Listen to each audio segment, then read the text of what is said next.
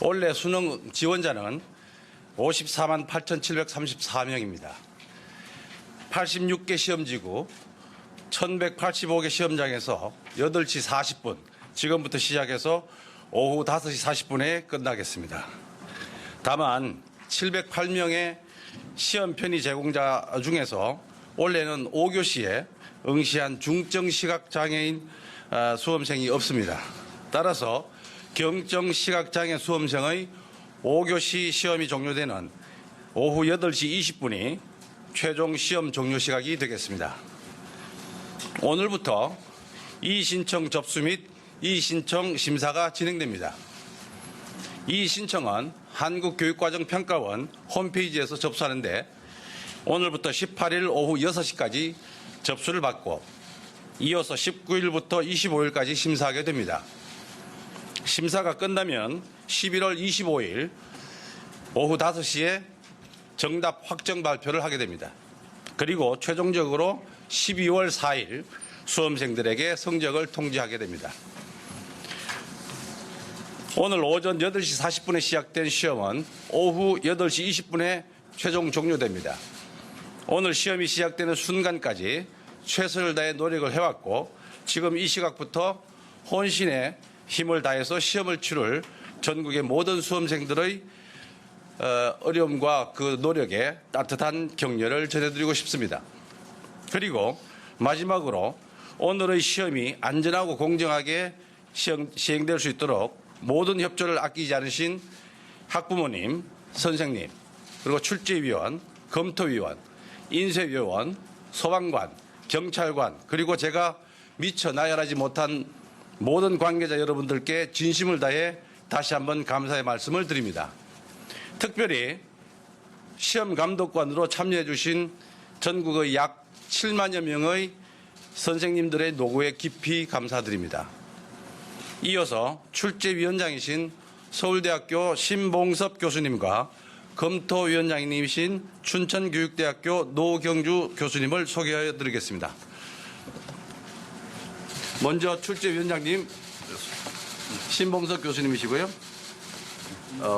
검토위원장님이신 춘천교대 노경주 교수님이십니다.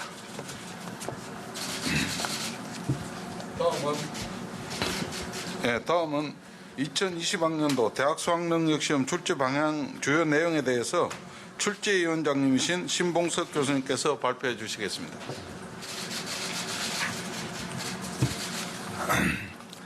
안녕하십니까. 2020학년도 대학 수학능력시험 출제위원장 신봉섭입니다. 먼저 현재 전국의 시험장에서 시험에 임하고 있는 모든 수험생 여러분들께서 그동안 갈고 닦은 기량을 유감없이 발휘하여 좋은 결과를 얻기를 기원합니다. 아울러 오늘 이 시험을 위해 오랜 기간 동안 수험생들을 성심으로 살펴오신 학부모님과 가족들 그리고 학교 선생님들의 노고와 헌신에 대해 진심으로 깊이 감사드립니다. 그럼 지금부터 저희 2020학년도 대학 수학능력시험 출제위원단이 설정한 출제의 기본 방향을 말씀드리겠습니다.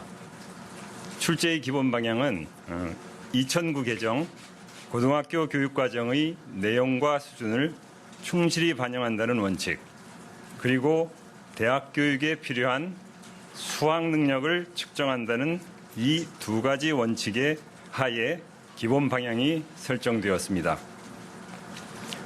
출제의 기본 방향을 좀 더 구체적으로 말씀드리면 다음과 같습니다. 첫째, 학교 교육을 통해 학습된 능력을 측정하기 위해 고등학교 교육과정의 내용과 수준에 맞추어 출제하였습니다. 특히 고등학교 교육의 정상화에 도움이 되도록 핵심적이고 기본적인 내용을 중심으로 출제하였습니다. 또한 타당도 높은 문항을 출제하기 위해 이미 출제되었던 내용일지라도 교육과정에서 늘 다루는 그러한 핵심적이고 기본적인 내용은 문항의 형태를 달리하거나 문항에 대한 발상을 새롭게 하거나 내용에 대한 접근 방식을 다르게 하는 등의 수정을 거쳐 출제할 수 있도록 하였습니다. 두 번째로는 영역별 특징을 개괄적으로 말씀드리겠습니다. 지문을 많이 활용하는 국어와 영어 영역의 경우는 정해진 출제 범위 내에서 다양한 소재의 지문과 자료를 활용하였고, 나머지 영역들은 개별 교과의 특성을 고려하면서 사고력 중심의 평가가 되도록 출제하였습니다. 필수로 지정된 한국사 영역에 대해서 조금 더 말씀을 드리면, 이 한국사는 우리 역사에 대한 기본 소양을 평가하는 것이 주 목적이기 때문에 핵심 내용 위주로 그리고 평이하게 출제함으로써 절대평가의 취지를 살리고 학습자의 시험 준비 부담을 완화시키고자 하였습니다. 세 번째로는 문항의 전반적인 성격에 관해서 말씀을 드리겠는데요. 모든 문항은 학습된 지식을 측정하기보다 수능의 기본 취지에 맞게 기본 개념을 이해하고 적용하는 능력, 그리고 주어진 상황을 통해 문제를 해결하는 데 필요한 추리 능력 또는 분석 능력 또는 탐구 능력과 같은 사고 능력을 측정할 수 있도록 출제하였습니다. 네 번째로는 배점에 관해서 말씀드리겠습니다.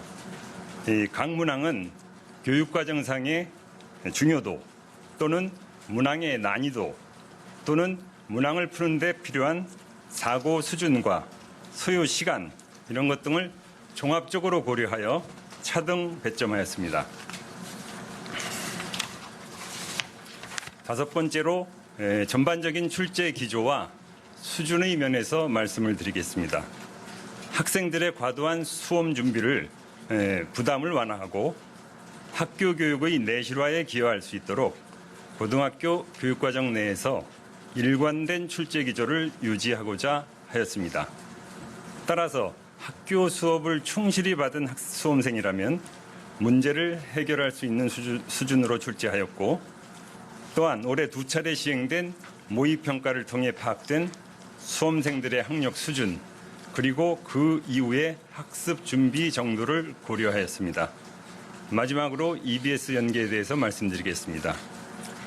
잘 아시는 바와 같이 EBS 연계 70%라는 것은 오래전에 정해진 국민과의 약속입니다. 이미 지난 7월 한국교육과정평가원에서 시행 세부 계획을 통해서 발표한 바와 같이 이번 수능에서도 영역과 과목별 문항수를 기준으로 70% 수준에서 EBS 수능 교재 및 강의와 연계하여 출제하였습니다. 연계 대상이 되는 교재는 EBS 모든 교재가 연계 대상이 아니라 금년에 고등학교 3학년을 대상으로 발간된 EBS 교재 중 한국교육과정평가원이 감수한 교재 및 이를 이용하여 강의한 내용입니다. 연계 방식은 영역과 과목별 특성에 따라 조금 차이는 있겠습니다마는 대체로 개념이나 원리, 지문이나 자료, 핵심 제재나 논지 등을 활용하는 방법과 문항을 변형하거나 재구성하는 방법 등을 사용하였습니다. 지문 연계로 인해 어려움을 겪고 있는 영어 영역은 작년 수능과 마찬가지로 대의 파악과 세부 정보를 묻는 연계 문항의 경우 EBS 연계 교재의 지문과 주제, 소재, 요지가 유사한 다른 지문 등을 활용하였습니다. 이상으로 2020학년도 수능 출제의 기본 방향에 대해서 말씀드렸습니다. 감사합니다.